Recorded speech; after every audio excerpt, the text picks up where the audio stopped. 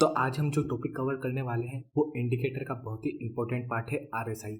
RSI है ना, इसका ही फुल फॉर्म होता है रिलेटिव स्ट्रेंथ इंडेक्स। इसे ही आरएसआई कहते हैं और इसे ही रिलेटिव स्ट्रेंथ इंडेक्स कहते हैं। अब ये जो इंडिकेटर है ना आरएसआई, सबसे पहले मैं आपको थ्योरी में बताता हूँ, फिर हम चार्ट पे तो समझते ही हैं। अब आरएसआई दिखता कैसे है, तो सबसे पहले मैं आपको चार्ट पे दिखा देता हूँ, फिर हम सब अप्लाई करना सब सीख लेंगे। तो आरएसआई में ऐसे दो लेवल दिखते हैं। पहला लेवल 70 का होता है और दूसरा लेवल 30 का होता है। और यहाँ पे एक स्केल चल रही होगी, ये 0 से स्टार्ट होगी और 100 तक जाएगा। इसमें ही एक लेवल 10 होगी, दूसरी 20 होगी, ऐसा ये 30 की लेवल होगी तो लाइन होगा। फिर यहाँ पे आ जाएगा 40, 50, 60, ये 70 की एक लाइन दिखेगी, फिर 80 और 90 और 100 आपको दिख गया। और अब इसके बीच में एक ऐसी लाइन सी है ना, यह लाइन चलते जाएगी। अब ये जो लाइन है ना, इसे आरएसआई कहते हैं। इसके अलावा यहाँ जो अपर वाली लाइन है ना, इसे आरएसआई की क्या कहते हैं, अपर लिमिट कहते हैं। और ऐसे ही ये जो 30 वाली लाइन है ना, इसे क्या कहते हैं, लोअर लिमिट कहते हैं। अब आरएसआई आपको बताता क्या है, आरएसआई आपको स्टॉक की स्पीड बताता है। जैसे मान लीजिए स्टॉक अपसाइड में तो जा रहा है, आपने बाइक भी चलाई होगी। बाइक से अगर आपको 10 किलोमीटर कवर करने हैं तो आप क्या है 30 की स्पीड पे भी जाएंगे तो भी आप 10 किलोमीटर तक पहुंच जाएंगे। तो 30 की स्पीड पे जाने पे मान लीजिए आपको 2 घंटे लगते हैं, पर अगर आप स्पीड डबल कर देंगे 60 की तो आप कम टाइम में पहुंच जाएंगे। ऐसे ही आपको स्टॉक की स्पीड पता चलेगी। स्टॉक की स्पीड कैसे, मान लीजिए एक स्टॉक है ना, वो 100 रुपये पे था और वो डे के एंड में चले गया 150 पे। तो इसे मान लीजिए 150 पे जाने में कितने लगे, 2.5 घंटे लगे। मान लीजिए 5 घंटे में ये 150 पे पहुंचा, तो मतलब स्टॉक की स्पीड कम थी। और ऐसे ही मान लीजिए एक स्टॉक है जो 100 से 150 में सिर्फ आधे घंटे के अंदर ही पहुंच गया। तो आपको क्या पता चला, यहाँ से ये जो स्टॉक की अपसाइड जाने की स्पीड थी ना, यह बहुत तेज थी, क्योंकि यहाँ बस 30 मिनट लगे और यहाँ पे 5 घंटे लगे। तो ऐसे आपको पता चला होगा, आपने भी बहुत सी बार नोटिस करा होगा कि कोई स्टॉक है वो अपसाइड तो मार्केट में गया, जैसे 5% गया, पर 5% जाने में उसने 5 घंटे लगा दिए। और कोई कोई स्टॉक 1 घंटे के अंदर ही 3-4% का मोमेंटम दे देते हैं। तो ये स्टॉक है, इसकी स्पीड कैसे पता चलेगी, ये जो आरएसआई इंडिकेटर है ना, ये आपको स्टॉक की स्पीड है यह बताता है। अब इसमें और भी एडवांस पॉइंट है, जैसे स्पीड कितनी होगी, ऐसा तो है नहीं स्पीड 1 लाख हो जाएगी। तो ये स्टॉक की स्पीड की लिमिट है। ये स्टॉक की स्पीड है ना 100 से ज़्यादा नहीं होगी। 100 से ज़्यादा इसकी स्पीड जा ही नहीं सकती। अगर मार्केट अपसाइड में है, मार्केट कितना भी अपसाइड चले जाए, इसका लेवल 100 से ऊपर नहीं जाएगा। और ठीक वैसा ही है, अगर स्टॉक गिर रहा होगा तो गिरने में भी हमेशा स्पीड रहती है। तो ये जो गिरने वाली स्पीड है लोअर साइड बताएगा। तो इसकी स्पीड 0 से कम नहीं हो सकती है और 100 से ज़्यादा नहीं हो सकती। अब हम कब बोलेंगे कि स्पीड बहुत ज़्यादा हो चुकी है, जब आपने किसी भी स्टॉक में बाय कर रखा हो और अगर ये 70 वाला लेवल है ना, इसके ऊपर चली जाती है, तो 70 वाले लेवल के ऊपर आपको बाइंग का ट्रेड नहीं लेना चाहिए। क्योंकि जब भी स्टॉक 70 वाले लेवल के ऊपर चले गया है तो यहाँ से क्या माना जाता है कि स्टॉक में बहुत ज़्यादा खरीदी हो चुकी है। तो यहाँ से जो गिरने के चांसेस हैं वो बहुत ही ज़्यादा है, या साइडवेज जाने के चांसेस बहुत ज़्यादा है। यहाँ से अपसाइड जाने के चांसेस बहुत कम है। अपसाइड भी जा सकता है पर अपसाइड जाने के चांसेस बहुत कम है एज कम्पेयर टू साइडवेज और डाउन साइड। आप समझिए, तो 70 के ऊपर स्टॉक की स्पीड इतनी बढ़ चुकी है। तो आपको क्या ध्यान देना, अगर आप बाइंग का ट्रेड ले रहे हैं और उसमें स्टॉक अगर 70 के ऊपर है आरएसआई में, तो वहाँ पे आपको लेवल चेक करने चाहिए। अब ये आरएसआई भी टाइम फ्रेम पर चेक करना चाहिए। ऐसा नहीं कि आप 1 मिनट की टाइम फ्रेम पर आरएसआई देख रहे हैं तो वो उतने अच्छे से काम करेगा। एक आपको बात बताता हूँ, जितनी बड़ी आप टाइम फ्रेम देखेंगे इंडिकेटर उतने अच्छे से काम करेंगे, जितनी आप छोटी टाइम फ्रेम देखेंगे इंडिकेटर थोड़ा कम काम करेंगे। ऐसा ही डाउन साइड के लिए होगा। अब स्टॉक गिरते गिरते मान लीजिए ये जो 30 है ना, इसके लेवल के नीचे आ गया, लाइव चार्ट में भी समझेंगे। अगर स्टॉक इस 30 के लेवल के नीचे आ गया है तो यहाँ से क्या माना जाता है कि स्टॉक बहुत ज़्यादा बिक चुका है। अब यहाँ से और गिरने के चांसेस कम है। तो अगर आप शॉर्ट सेल के ट्रेड ले रहे हैं और आरएसआई 30 के नीचे है तो यहाँ से आपको सावधान हो जाना चाहिए, क्योंकि यहाँ से मार्केट के साइडवेज या अपसाइड जाने के चांसेस है। और अगर आपने आरएसआई पे 30 के लेवल के नीचे सेल का ट्रेड लिया तो यहाँ से आपको क्या और नीचे गिरना था। अब स्टॉक पहले ही नीचे गिर चुका है और कितना गिरेगा। तो यह आरएसआई आपको दो चीज़ बताता है, एक आपको स्पीड बताएगा और दूसरा आपको यह बताएगा ओवरबॉट और ओवरसोल्ड एरिया। इनका टेक्निकल टर्म है। 30 के नीचे जब भी आरएसआई जाता है तो इसे क्या कहते हैं, ओवरसोल्ड कहते हैं। ओवरसोल्ड का मतलब बहुत ज़्यादा बिक चुका है। अब यहाँ से या तो मार्केट साइडवेज जाएगा या अपसाइड जाएगा, डाउन साइड भी जा सकता है, पर साइडवेज और अपसाइड जाने के जो चांसेस है वो बहुत ज़्यादा है as compare to sideways. Market में कभी भी कुछ भी हो सकता है, आपको प्रोबेबिलिटी पे चलना है कि किसके होने के ज़्यादा चांसेस है। तो यहाँ से जब अपसाइड होने के ज़्यादा चांसेस है तो हम उसे लेंगे। अब 10 में से 8 बार तो ये साइडवेज जाएगा या अपसाइड जाएगा और 2 बार ये डाउन साइड जाएगा। तो उस 2 बार के भरोसे आप बैठे नहीं रहेंगे, आप 8 बार के भरोसे बैठे रहेंगे, क्योंकि आपको अच्छा प्रॉफिट कमाना है। ऐसा ही ये जो अपसाइड वाला लेवल है ना, इसे क्या कहते हैं, ओवरबॉट कहते हैं। ओवरबॉट का मतलब ये स्टॉक बहुत ज़्यादा खरीदा जा चुका है, यहाँ से साइडवेज जाने के ज़्यादा चांसेस चांसेस है या डाउन साइड में।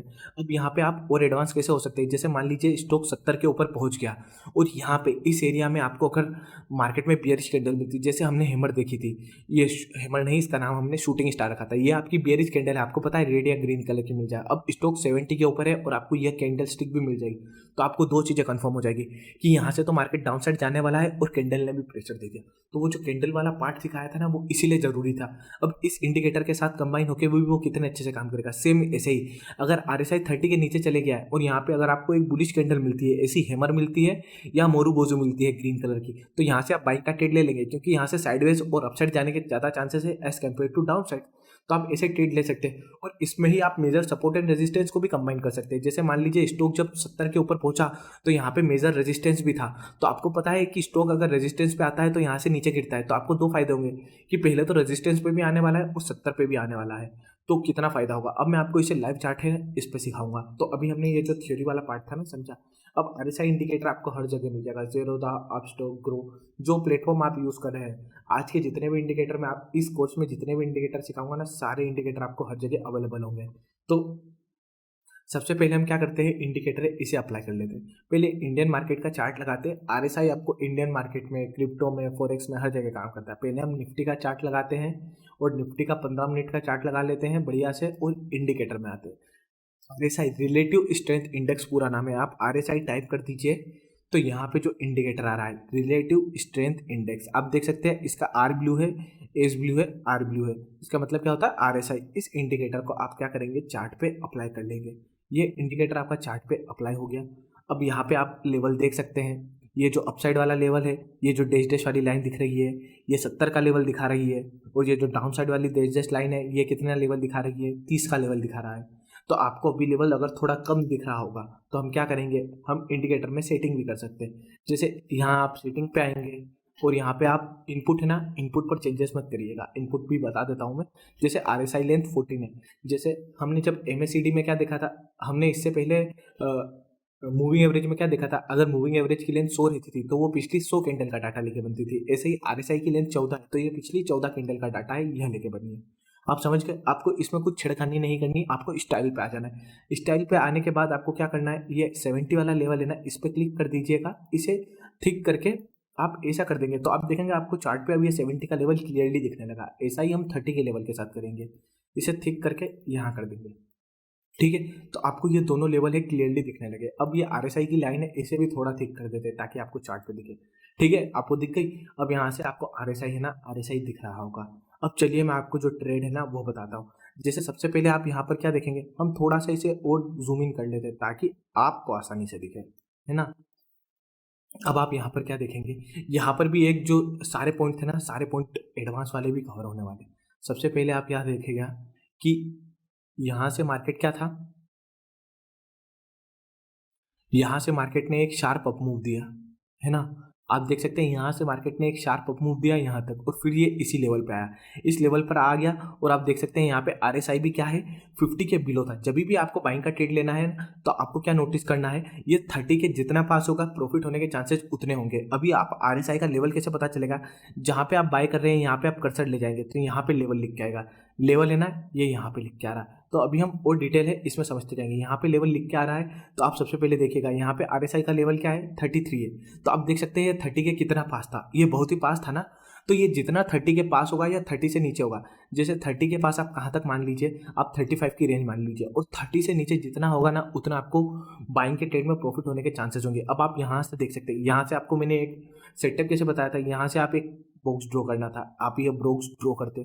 उसके बाद आप देख सकते हैं यहाँ से प्राइस गिरी और इस लेवल पे आई। इस लेवल पे आप RSI भी चेक कर सकते थे, यहाँ पे 33 था। अगर आप कर्सर ले जाएंगे तो आपको दो कंफर्मेशन मिले ना कि यहाँ से तो आपको पता ही था ये वाला आपका कौन सा था, डिमांड जोन था। डिमांड जोन से मार्केट में क्या हो, एक शार्प अप मूव आता और इसे आप वापस कैसे ट्रेड करते, जब वापस से ये यहाँ आता है। यहाँ से डबल कंफर्मेशन क्या मिला, RSI का यहाँ पे लेवल भी क्या था आपका, आप चेक कर लीजिए 35 बता रहा है और यहाँ पे आप देखेंगे 33 बता रहा है। तो RSI का लेवल भी यहाँ कितना 33 के पास है और यहाँ से आप बाय का ट्रेड लेते आपको इतना बड़ा प्रॉफिट है होता। तो ऐसे एक ये काम करता। अब इसमें RSI का एक और एडवांस कॉन्सेप्ट सिखाता हूँ जो आप समझ गए, जो आपने कहाँ सीखा होगा, MACD में। MACD में मैंने आपको एक डाइवर्जेंस बताया था। अभी आप यहाँ पर देखिए, मार्केट ने यहाँ पे लोअर लो बनाया ना, ट्रेंड लाइन ड्रॉ करते, ये वाला लो यहाँ पे था और ये वाला नीचे था, है ना। और यहाँ इंडिकेटर में आप देखेंगे, इंडिकेटर में क्या बता दिया, हायर लो, मतलब प्राइस क्या कह रही है, प्राइस ने अगर आप नॉर्मली कंपेयर करते हैं तो यहाँ से प्राइस यहाँ तक गई, मतलब सेलिंग प्रेशर ज़्यादा था। पर आप इंडिकेटर देखेंगे, आरएसआई इंडिकेटर आपको क्लियरली क्या बता रहा है कि भैया बाइंग आने वाली है। पहले आरएसआई का लेवल यहाँ था, अब बुलिश हो चुका है, बायर स्ट्रॉन्ग हो चुके हैं। इसलिए आप देखेंगे कि प्राइस इतना नीचे गिरी, फिर भी ये जो आरएसआई का लेवल था ना, ये पहला यहाँ था और दूसरा यहाँ था। तो ये जब कैंडलस्टिक डाउन साइड बन रही है और प्राइस और ये इंडिकेटर अपसाइड जा रहा है, इसे क्या कहते हैं, पॉजिटिव डाइवर्जेंस। इसे आप इजीली ये ट्रेंड लाइन बना के ट्रेड कर सकते थे और यहाँ से बाइंग का प्रॉफिट है यह लेते, आपको ये ट्रेड मिला। अब ये डाइवर्जेंस बहुत कॉमन है। यहाँ पे आप क्या देखेंगे, लोअर लो, यहाँ पे आप लो की तरह कंपेयर कर सकते हैं, एक लो यहाँ, दूसरा लो यहाँ। पर आप आरएसआई पे आ जाइए, आरएसआई पे दोनों लेवल सेम है। आप क्या देखेंगे, बुल्स ने अपनी स्ट्रेंथ दिखाई ना, और यहाँ पे आप क्या देख सकते हैं, ये कैंडल आपकी क्या बन गई, हैमर बन गई। और हैमर में मैंने आपको क्या बताया था, कलर मैटर नहीं करता।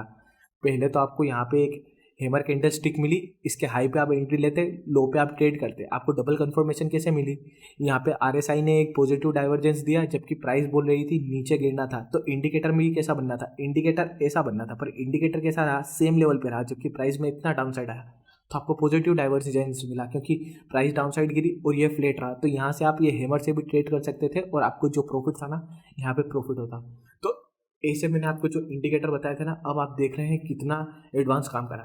प्राइस एक्शन हर जगह काम करती है, आप जो स्ट्रेटेजी भी यूज़ करेंगे ना, उसमें इंडिकेटर सिर्फ आपको कंफर्मेशन देंगे जो आपने प्राइस एक्शन सीखी है। कि जैसे हैमर बन रहा है, सिर्फ हैमर पर ट्रेड नहीं करते, क्योंकि हैमर तो यार 17 जगह बनता है, हैमर यहाँ पे भी बना है, इसका क्या इंपॉर्टेंस था। और ये वाले पॉजिटिव हैमर का और क्या इंपॉर्टेंस था, मैंने बोला था डाउन साइड बनना चाहिए, डाउन साइड बना, आपको यहाँ से भी एक पॉजिटिव डाइवर्जेंस मिला।